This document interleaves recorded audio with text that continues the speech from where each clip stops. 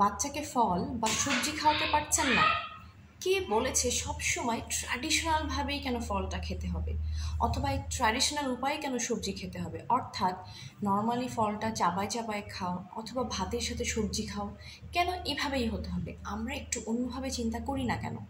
সেটা হলো, ফলকে আপনি দুধের সাথে বা টক দইয়ের সাথে মিক্স করে বিভিন্ন রকম স্মুদি বাচ্চাকে বানিয়ে দেন।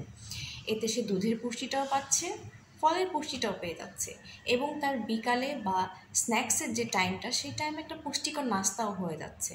অর্থাৎ দেখা যাচ্ছে যে দুপুর 12টার সময় বা বিকালবেলা আপনি যে আনহেলদি স্ন্যাক্স, হয়তো সসেস, নাগেটস বা ভাজা পোড়া তাকে দিচ্ছিলেন, সেটা থেকে আপনি সরে এসে বাচ্চাকে কিন্তু দুধের সাথে বিভিন্ন ফল মিক্স করে অথবা টক দইয়ের সাথে বিভিন্ন ফল মিক্স করে, সাথে কিছুটা বাদাম মিক্স করে আপনি খুব সুন্দর একটা স্মুদি তাকে বানিয়ে দিতে পারেন। অনুরূপভাবে সবজি কেন সবসময় ভাতের সাথেই খেতে হবে? ওই যে স্ন্যাক্স আইটেমগুলোর কথা বললাম, ওই স্ন্যাক্স আইটেম থেকে বাজে খাবারটা বাদ দিয়ে অবশ্যই আপনি সবজি দিয়ে কিছু পাকোড়া করে দিতে পারেন, অথবা সবজির কাটলেট আপনি করে দিতে পারেন। সাথে কিন্তু মাছ মাংস মিক্স করলেই আপনার প্রোটিনের খুব ভালো একটা সোর্স হয়ে যাচ্ছে। কিন্তু মনে রাখবেন, সবজির কাটলেট বা ভাজা পোড়া যাই করেন না কেন, সেটা কখনোই ডুবো তেলে করা যাবে না।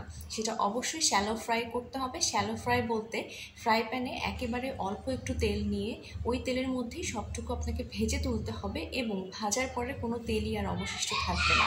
অর্থাৎ একই তেল বারবার পুড়বে না। সবাই ভালো থাকবেন।